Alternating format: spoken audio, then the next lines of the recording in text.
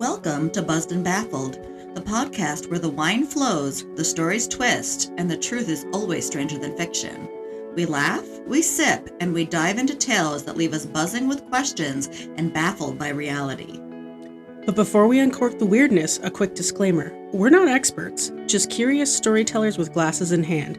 All content within this podcast is our humble opinion. Some content may be dark, disturbing, or downright inappropriate, so listener discretion is advised. And remember, nothing pairs better with a wild story than a good pour, so let's get buzzed and baffled. All right, we're back. We are on episode 18. 18 already. We're almost to the big 2-0. Just think, we're like a toddler of a podcast now. Yeah, we're like a 2T or something. Almost to our terrible 2s. I mean, we are growing and evolving and making our podcast better and better. Well, we're certainly trying.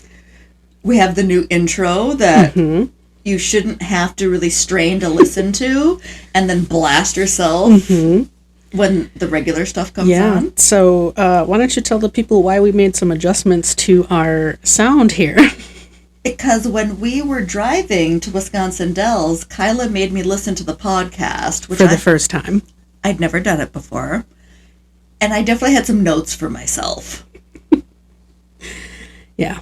So thanks everyone for sticking to, with us through these sound challenges. We do not have a producer. We do not have a sound engineer. It's just Nicole like her MacBook. Yeah. I'm just limping through here. So I'm the IT director, the sound engineer, the social media manager. Yeah. And I just provide the room and occasionally I cook. I'm just like, wait a minute here as I'm thinking about it. We also now have squirt bottles. So we do. If one of us says so or like, the other one can squirt them. Yeah, and I think we need to lay some ground rules for this. Now, when I'm thinking saying, not saying so or like, I don't want to start my sentences like I always do with so. And then I squirt you. Yeah, so. But if it's like part of the normal sentence, okay, glad we're on then I don't squirt you. Yeah, if it's part of the grammar, I don't need to be squirted. And don't forget, we have the horn now, so We do, yeah. If I tell people what's coming, because I'm psychic. I don't have a feeling I'm going to be using the horn at all during this episode. She told me it's a little bit lighter. It is. Because my last episode was a little bit of a downer. It is. Before I jump into my episode, why don't you tell everyone our wine and why you bought it? The only thing I know about today's episode is that it's about birds. And I was on the hunt for a bottle that had birds on the label. At first, the only thing I could find was a Chardonnay with a duck on it. And I was like, well, I guess we're not getting one. Yeah. But then I found of the same brand. It's called Decoy Rosé Wine from the Duckhorn portfolio. Okay, I knew I had heard about Decoy. Okay, we've had Duckhorn before. I believe James has purchased a bottle maybe at Harbor House. Okay. It's very high-end and good. So this must be their... Oh, because I bought it at Walmart. Yep, okay, yep, that tracks. So this is a 2023 rosé wine established more than 30 years ago by the legendary vintners Dan and Margaret Duckhorn. Our roots run deep at Decoy. From vine to bottle, we craft our wines to the highest standards, only using grapes from exceptional vineyards. So they don't grow their own. They're like blenders, basically. We hope that you enjoy sharing this wine with your friends and family as much as we do ours. When I looked online, it had said it was from a specific area in France, or it's meant to duplicate that. The rosés of Provence, or whatever you said. And I was like, we'll see. But here we go. Let's try this. You know, it's a classy wine when you hear the bottle opening because I'm unscrewing it.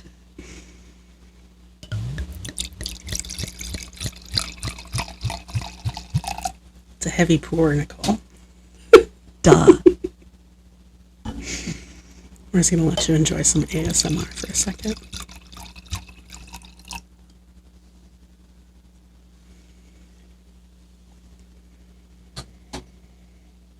It smells okay. Okay. It smells a lot better than that protege that we tried that was not good. Protea. Yep. I was so close. You're always so close.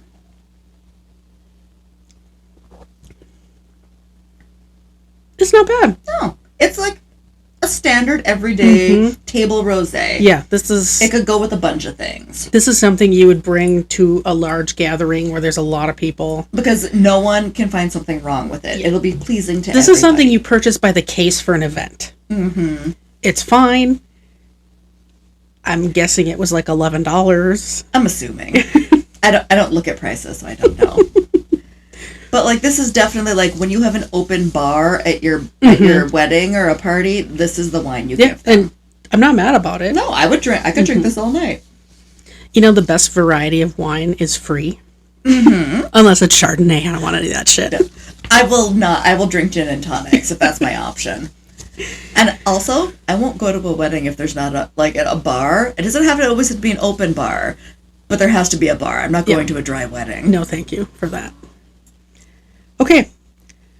I am going to... No, don't put that... I didn't say it. She's already got her squirt bottle up, like, aimed at my head. I would also like to note that whatever she put in this squirt bottle is hot. It was water, like from the kitchen faucet. It came out the temperature of the sun because this bottle is very warm in my hand, so if she gets third-degree burns, it's her own damn fault. No, it'll be fine.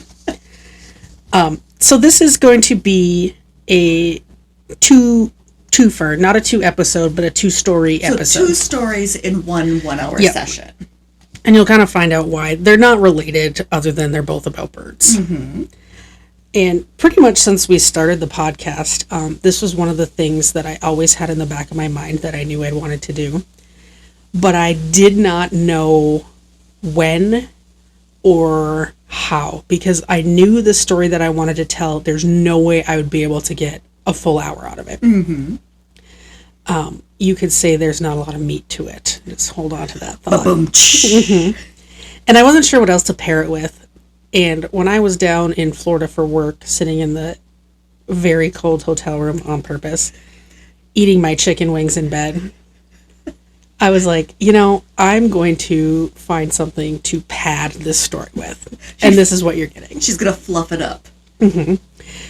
This may be the dumbest story that has or will ever appear on our podcast, but I do reserve the right to have future dumber stories.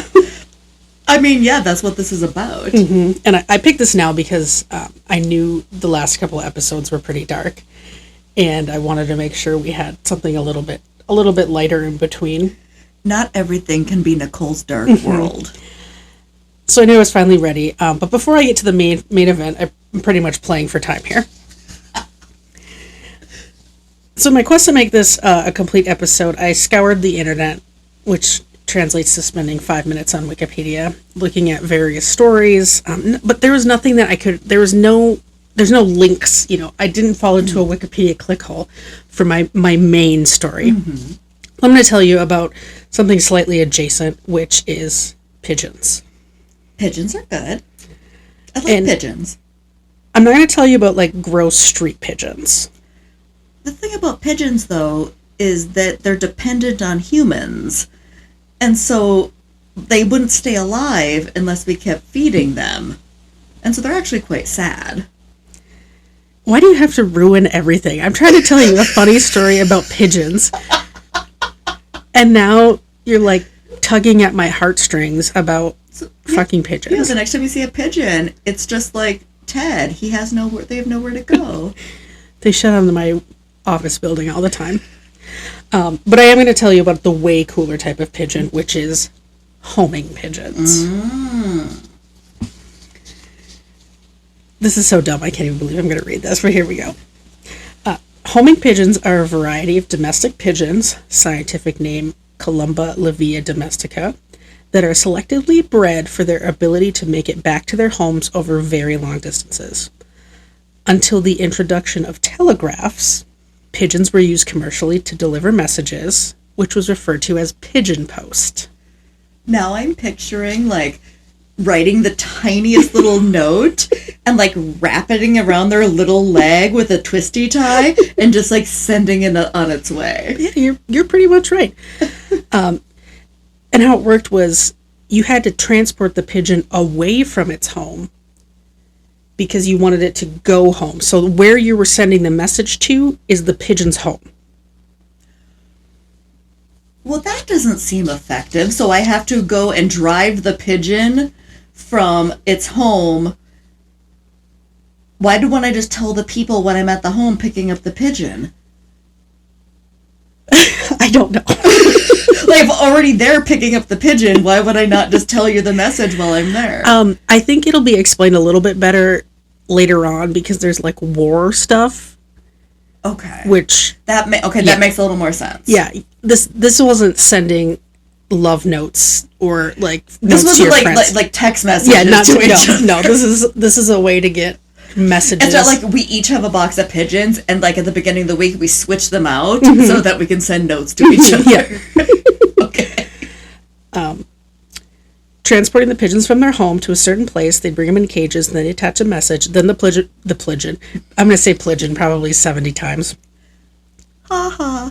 The pigeon would then fly home, enabling the recipient to read the message. Most pigeons only flew one way, but some were specially trained to be two-way messengers. Okay. But only between the two people, I'm assuming. Yeah, the two locations. They would place a food source at one end and home at the other, and that's how they got them to do two-way, was going home and going to the food source. The pigeon could the two-way pigeons could reliably fly back and forth twice a day, up to 100 miles. Okay, that's quite impressive. Pigeon post has been around since at least 1350 BCE in ancient Egypt. Julius Caesar used pigeons in his wartime activities, and the Greeks would use them to announce the winners of various Olympic Games to different cities in Greece. That's cool. Okay, that's impressive. It's pretty much early ESPN. So they're smart little birds. In 1851, a stockbroker used pigeons to relay stock prices between cities in Germany and Belgium until their telegraph service was completed. So there was telegraphs going to this city in Germany and there was telegraphs going to the city in Belgium, but the two cities weren't connected to each other. Okay, so like London could maybe talk to the two cities, but like the two German cities couldn't speak to each other. Yep. So it was a missing, like a train link that wasn't there, and they would use pigeons to send the stock prices back and forth. I can imagine how long it would take to do anything. The two cities were about 87 miles apart. Pigeons may have been the first use of airmail, and the first airmail stamps were issued to the Great Barrier Pigeongram Service in 1898. That is a real thing. I can only imagine like people having to go to pigeon training school and like there's pigeon dorms, I'm assuming. I think I have a note in here later, and if not, I'll try to remember to tell you, but there's a name for pigeon houses or people who train pigeons, and it's really funny, so I think I put it in later. Oh, I need to know that. I'm going to make a t-shirt out of it. During the Siege of Paris in 1870, the use of pigeons to deliver messages outside the city walls revived interest in training them for military purposes. Across Europe, societies were developed to train and care for the pigeons, and laws were enacted to not only protect the pigeons, but to make it difficult to import them. They don't want competition. Exactly. So enemy combatants or whatever inside whatever country is at war could not get their own pigeons in. Well, also like during wartime, you got to shoot the pigeons because that's how the messengers are getting back and forth. So this brings us to something even cooler than a homing pigeon. A war pigeon. Now I'm picturing like the pigeon has like a little helmet on and it's strapped under his little beak. Well, let me show you this picture that I have for you. Is he a meatier, hardier pigeon? This pigeon. That pigeon is wearing like a sash. A camera. And a camera. We'll post this on the website. That is It's amazing. like the first drone. The stupid little bird. Nothing going on behind the eyes. And, like, this is a real crapshoot, because wherever the pigeon goes is what you get a picture of. Yeah. But if he's, like, zigzagging all over the place, who cares? I think they're pretty well trained to fly in straight lines. And I'm also assuming this is, like, single-shot photography, not a video. Yeah, it's probably programmed to take one photo, like, every minute or something. Yeah. Or however many pictures are in the film. Yeah, so there is your little pigeon with his army gear on. I love everything about this, and I need to find a stuffed pigeon to put a little camera vest on, so when we get our shelf, we can put him up there. During World War I, pigeons were used extensively, and by the end of the war, the U.S. Navy had 1,500 pigeons, and the French Army had numerous pigeon lofts, which are pigeon houses. Okay. A French pigeon named Cher Ami delivered 12 crucial messages during the Battle of Verdun. Can we at least... That's an adorable name. Yeah, Cher Ami. Yeah. And the battle was the longest battle during the war. In his final mission on October 4th, 1918, during the Battle of the Argonne, Cher Ami delivered a message over 25 miles away, despite being shot through the wing and the chest. Did Cher Ami live? The message was dangling from a ligament in the bird's shattered leg and read, quote, "We are along the road parallel 276.4. Our artillery is dropping a barrage directly on us. For heaven's sake, stop it," end quote. So the people who sent the pigeon, Cher Ami, were being targeted by friendly fire because whoever was shooting didn't realize they were on the same side. I mean, that tracks for men. Yeah. The people shooting had inaccurate coordinates of where the other group was. That day, Cher Ami saved 194 soldiers by delivering that message, and he was awarded the Croix de Guerre, the War Cross, by the French military. The cross is probably bigger than he was. This award is presented for valor in battle, and other notable recipients, in addition to this pigeon, are French General Charles de Gaulle and American Generals Douglas MacArthur and George Patton. So he is up there with, like, legendary... Was this a posthumous award, or did he live? I know you mean posthumous. I do. After his death, he did live. After his death, Cher Ami was mounted and is part of the Smithsonian Museum of American History. Oh my god, they stuffed him up. Can you imagine if we had done that to General Patton? And I'm a little bummed because I've been at the Museum of American History and I don't remember seeing the pigeon. But also, I was not looking for it. Also, when I get a pigeon doll, we're naming it Cher Ami. In Brussels, there is a monument dedicated to the pigeons of World War I. And I do have a picture of Cher Ami for you. I hope he's everything I hoped he would be. He is wearing his, it wasn't his Croix de Guerre, but that's his Dickin Medal for Gallantry, which is also an award specifically given to like animals in wartime. And it's a black and white picture, I'm assuming, not that you just used a shitty black and white printer. Yeah, well, yeah, because it was like the 40s. But, like, he's got, like, the white eyes, so he's, like, I'm assuming dark gray with pretty white eyes. And there are color photos of him after he's been mounted. And he is, like, colored. Like, he's, really? like, pigeon colored. Like, so, like, with where he's got, like, the purples and everything. Oh, he's everything I hoped he would be. I'm in love with this pigeon. In World War II, the United Kingdom used over 250,000 pigeons to deliver messages, including to and from spies behind enemy lines. So that's where your one-way kind of goes. During the Italian campaign of the war, an American pigeon named G.I. Joe... Not as good as name. No, not as good as Cher Ami. Was part of the U.S. Army Pigeon Service and saved the lives of the townspeople and 100 British soldiers in the Italian village of Calvavecchia. Like Cher Ami, G.I. Joe delivered a last resort message to prevent Allied troops from bombing their own soldiers. Also, we need to talk about why, like, pay attention. Like, why do you keep bombing your own soldiers? Also, I think Pixar is really missing an opportunity for a great movie. Oh, yeah. For sure. G.I. Joe flew the 20 miles from a village to the airbase in about 20 minutes and was awarded the Dickin Medal for Gallantry, which is what Cher Ami has there. When you get a medal, you get a citation, which is, a little certificate that says what you did. His citation said it was the most outstanding flight made by a United States Army homing pigeon in World War II.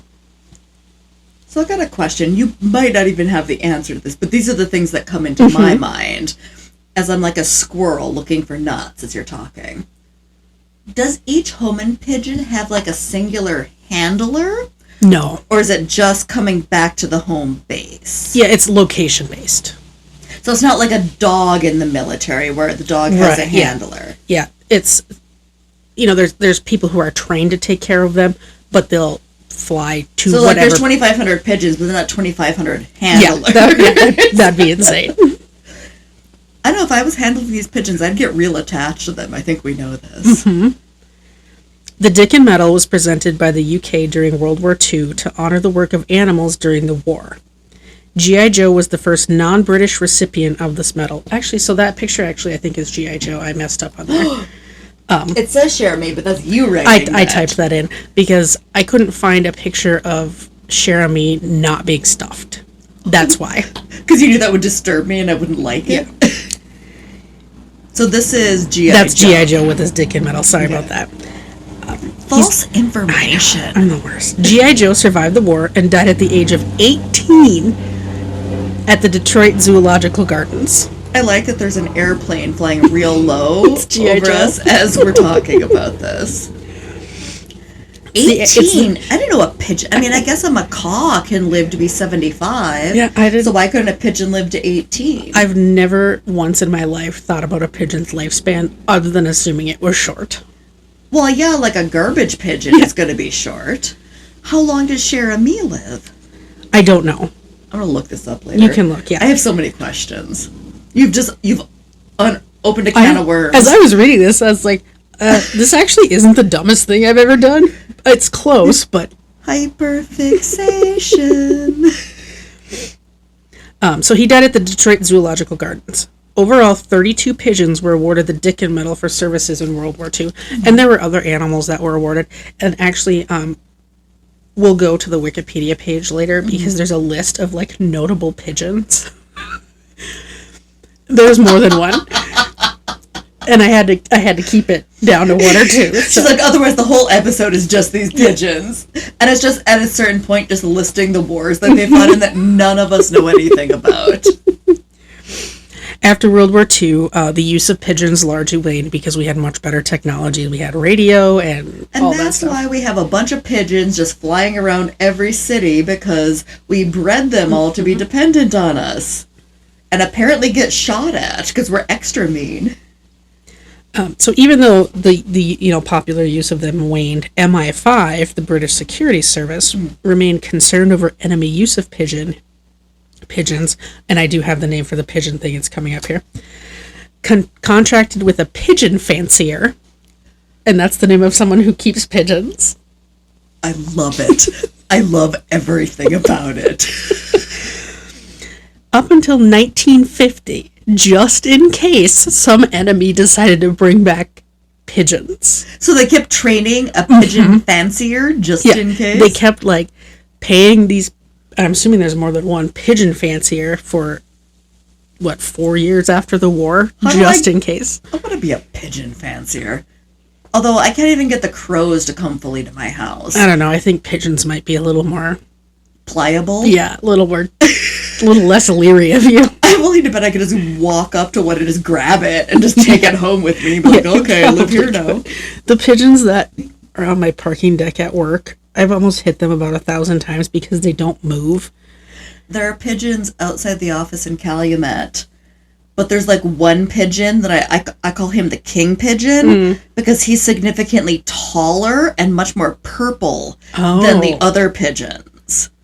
I don't know if call him the prince pigeon. I don't know if he's a boy or he's purple. I should. but I sit and when I'm waiting for someone to show up, I watch the pigeons outside, and I think they're just eating rocks. I don't know what they're doing out there. I mean, their brains are rocks. Who knows what they're doing? But I bet you I could just go grab one. You probably could. I want the big one. Well, yeah. You're going to be a pigeon fancier with your pigeon loft. You'll come over next Friday and I'll have become a pigeon fancier in 1 week. Wow, you really expedited that. You got permits from the city and everything. You went down and saw Mary Babcock on Monday morning. You're like, Mary, I need this right now. I have a coop now. All of a sudden, something's tapping on your window, and it's a pigeon, and it's holding a little note. Because I'm not getting your... Oh, that's how you're going to make sure I'm getting your text messages? Yesterday, or 2 days ago, I texted her, and I didn't get a response in 3 hours, and so I messaged her in a different format, like on Facebook Messenger. I'm like, are you getting my text messages? I said, yes, I've just been extremely busy at work, and I was working late and over. And I find this unacceptable. Yeah, so now I can look forward to pigeons tapping at my window with little scrolls tied to their legs and say, are you getting my text messages? Look at your phone. It'll say, look at your phone. It wasn't until 1996 that the Swiss Army disbanded their pigeon unit. That is the line of the military I would willingly enroll in. If I was obligated to go into some branch, pigeon fancier is the one I would choose. If you get drafted, you're just going to be like crossing your fingers like pigeon fancier. Also, let's be real. We both know I want to be an interrogator. You could do that and be a pigeon fancier. That's true. I can multitask. You'd be like the pigeon lady in Home Alone 2.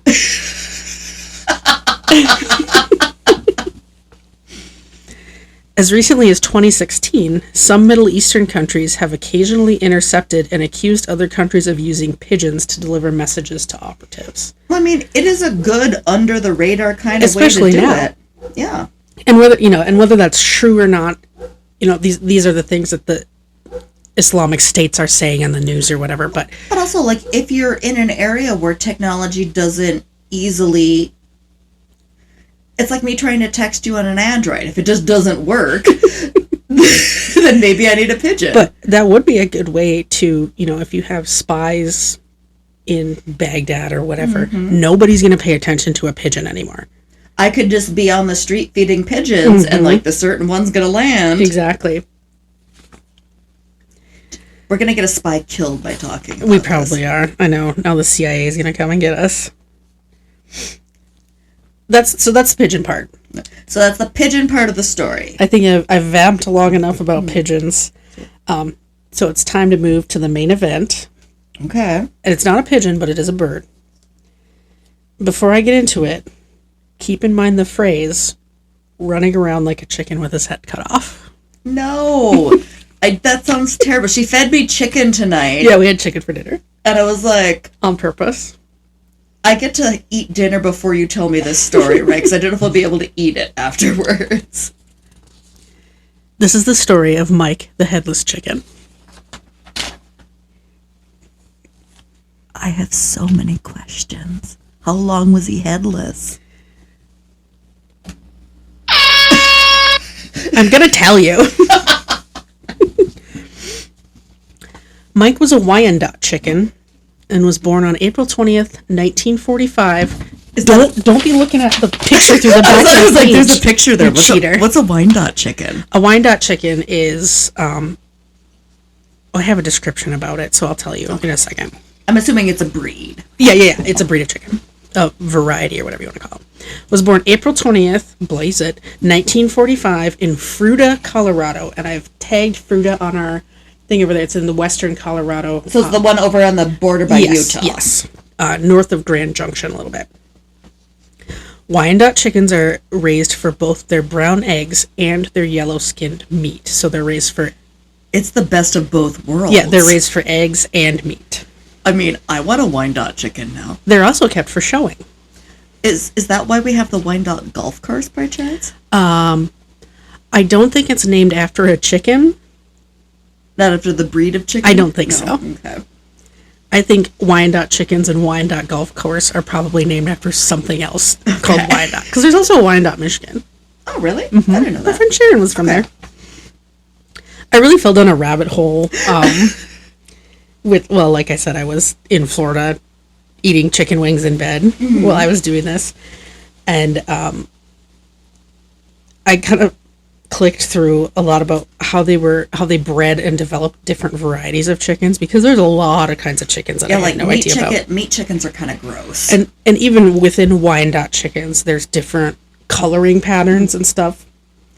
See, like, I got some chicken things. Like, I like the big floofy chickens where they got, like, the fancy plumes around their legs. They got, like, those spats on their feet. Mm-hmm. They look like a fancy gentleman from, like, the 1800s. Mm-hmm. But meat chickens are disgusting. And nobody should raise meat. Yeah. I mean, I want you to because I want to eat them. But... So to keep this under an hour... Oh! She just sprayed me because she's been dying to do it the whole time. And I didn't even hardly say it the wrong way. But you said so. As part of the sentence. No, you were starting your phrase. So as in order to. Oh, I've been dying. I've been She's been waiting. She's had her trigger finger on that thing the entire time. The first two fingers. Pointing it right at me while I'm reading it. I'm trying very hard. Fear-based learning is how Kyla learns. Thanks for that anyways. In order to keep this under an hour, I lifted this line straight from Wikipedia to tell you about Wyandotte chickens. Okay. And this is poetry. The Wyandotte is a fairly large bird, with weights for adult birds in the range of 6 to 9 pounds. The body is of medium length, broad in the back, and with a deep, full, and well-rounded breast. It is clean-legged and fairly close-feathered, and has a broad skull with a rose comb. The skin and shanks are yellow, and the earlobes, face, and wattles are red. Wait, chickens have earlobes? Hold that thought. Mike was a white Wyandotte chicken, so, like, just a regular looking chicken. Okay. And also, who the fuck knew chickens had earlobes? I also like that his name is just Mike. 6 months after Mike was born, on September 10th, 1945, farmer Lloyd Olson was planning a nice little chicken dinner with his mother-in-law and set out to go get some chicken for the pot. And poor Mike got picked. Apparently, Lloyd did not have very good aim, because while he did hit Mike with the axe and removed the bulk of his head, the blow missed one of his jugular veins and left one ear and his brainstem intact. Nicole has a look of horror on her face right now. And I do have a photo. Pre-axing or post-axing? Post-axing. Oh. Nobody took a picture of this chicken pre-axing. Who cares? It's just a regular chicken. So, like, did part of the head get chopped off? Why don't you take a look for yourself?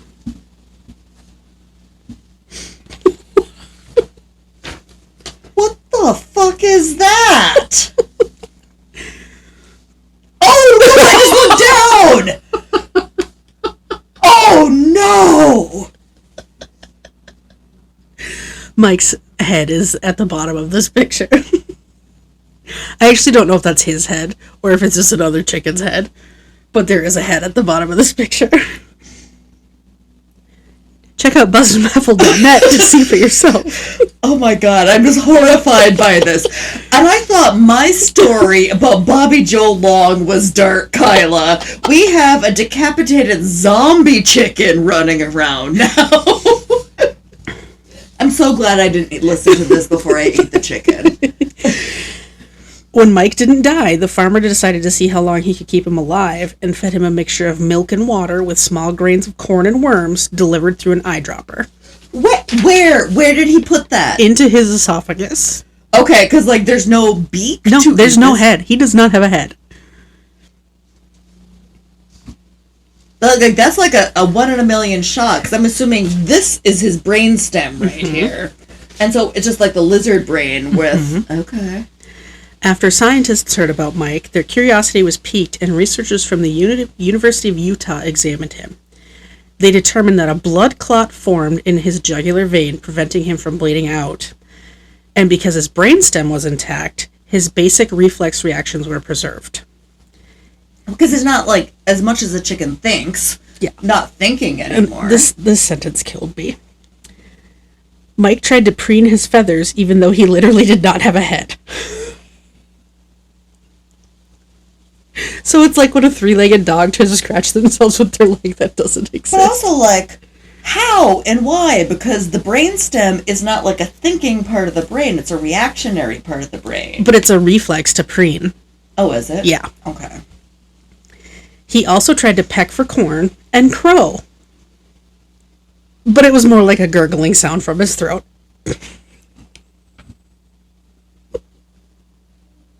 This is so much worse than my story. This is like if Bobby Joe Long had turned his women into sex zombies and they were wandering around the yard or something. Poor Mike. In addition to the brainstem, for their basic reflexes, birds have a secondary balancing organ in their pelvis. It's called the lumbrosacral organ, and it operates independently from the flight. So, their flight vestibular organs, like our inner ear. Okay. They're independent, so even though Mike lost his basically inner ear, he still had that internal So he could stand internal organ, so he could balance on a perch and he could walk. So his brainstem knew where he was in space. But how did it know? It can't see where the fuck he is. Well, it's like if you're upside down, even if your eyes are closed. Well, not always. Like if you're in the water, that's why a lot of people drown, because they don't know if they're going up or down. But he's not in the water. Eventually, Mike's popularity grew, and he appeared in many newspaper articles as well as in Time and Life magazines. How long did this fucking chicken live? For the second time, Nicole, I am going to tell you in a minute. He went on tour with various sideshows. Put that spray bottle down, you psycho. I'm just waiting. Well, I know I'm going to catch it in the ass the next episode, so because I'm being extra careful, and you're going to forget. Admission to see him was 25 cents, which is about $4 today. Mm-hmm. And at the height of his popularity, the farmer Lloyd Olson was earning $4,500 a month, which is $74,000. Did they like sew his neck shut so he didn't get an infection? Nope. How did he not get like bugs eating the flesh and stuff? They took care of him, like it healed over. Like he just scabbed up? Yeah, pretty much. Mike was valued at and insured for about $10,000, which is $165,000 today. And I have a special little treat for you. Oh, good. In 1945, poet Arba A. Glean wrote a poem about Mike, which I will share with you now. Good God. Okay, I'm ready. It's titled Miracle Mike the Headless Chicken.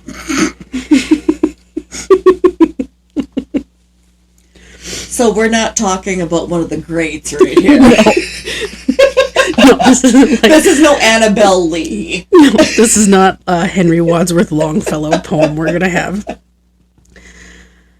I listened and I heard the farmer say, "We'll have this fowl for lunch today. Thought I, there won't be nothing doing. I just can't see myself a stewing." But he took the axe and chopped off my head, then threw me down and left me for dead. There on the ground for a moment I lay, then I arose and walked away. Said Farmer Lloyd to his kindly wife, "That's the strangest thing I've seen in my life." Said the kindly wife to her farmer man, "I can't put him in the frying pan. A fowl that hates so much to die, there must be some good reason why. And since he wants so much to live, every living chance to him we'll give. Through my esophagus, they feed me corn. Oh my God. They give me drink and keep me warm. I'm well and happy as can be. I stand around for folks to see. Although I haven't got a head, I'm better off than if I'm dead." Is he, though?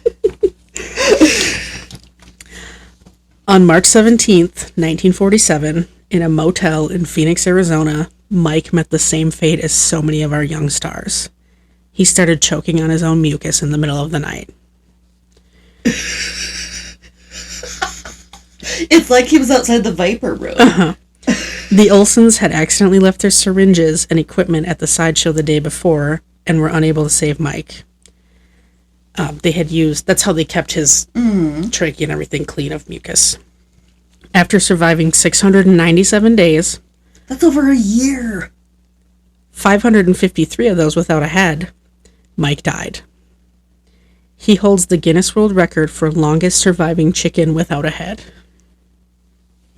How many are there? I don't know. I feel like he should be the only surviving chicken without a head. Every year since 1999, in the third weekend of May, Fruita, Colorado hosts a Mike the Headless Chicken Festival. Please tell me they don't cut chickens' heads off trying to replicate it. No, they don't. Okay. It is a big deal, though. Go to MikeTheHeadlessChicken.org. This is like legit. There's a 5K, a car show, games, a beer garden. Did I just hear you say there's a race? Yeah. There's a chicken wing eating contest. There's a Peeps eating contest. So I could do the race. You could do the chicken wing eating contest. They have live music. So it's like a 3-day festival, all in honor of our boy Mike the Headless Chicken. Did and they that is his stuff story. him like they did Cher Ami? No, they did not. Well, that's unfortunate. I mean, look how horrified you were at an old-timey photo. I don't want to see a stuffed Cher Ami either. It'd be like looking at any of the taxidermy animals in stubs. Yeah. I mean, it's possible Mike is in stubs. I haven't looked. You see something new every time you're in there. Well, I mean, next weekend, I can't wait to see, because I'm going to see new and interesting things that I just have never noticed before. Mm-hmm. That's Mike the Headless Chicken. And so this is the story. You're like, here's the thing I need to tell. Yes, because I think that's the most reacted story I've ever told you thus far. That is horrifying. And I tell stories about serial killers. Yeah, when you guys see this photo, because when I was thinking, I was like, oh, his beak is cut off. Or No, yeah. It's like down to the neck. I thought like half his head. Nope. Yeah, it's all gone. Yeah, there is zero chance I would have thought that this is where the story was going. Surprise, surprise. This is horrible. Did I baffle you? Yes, I am baffled. Did I buffle you? Yes, you baffled me. And she says this because we re-recorded our intro, and I got 3 words before the end of my part and used buffled instead of baffled. Yeah. So, our podcast, Bazzed and Buffled. Did you say bazzed and buffled? I did say Bazzed and Buffled. Yeah. And I'm sure at some point you will also say Bazzed and Buffled. I'm sure I already have. No, my story's over. I'm allowed to say so and like. You can't spray me. Next week, it's special guests Leah and Ben. And the story will be of a bank robbery that occurred in Houghton County, Michigan. And Ben is going to tell us a story of a bank robbery that occurred in Saugatuck, Michigan. I'm excited. We may be recording on location. Live on the patio at my house. The weather, as of right now, looks like it's holding out. If not, we'll be in my kitchen. Yeah. Either way. That's all I have. So, to the next pour and the next plot twist. Don't spray me, bitch!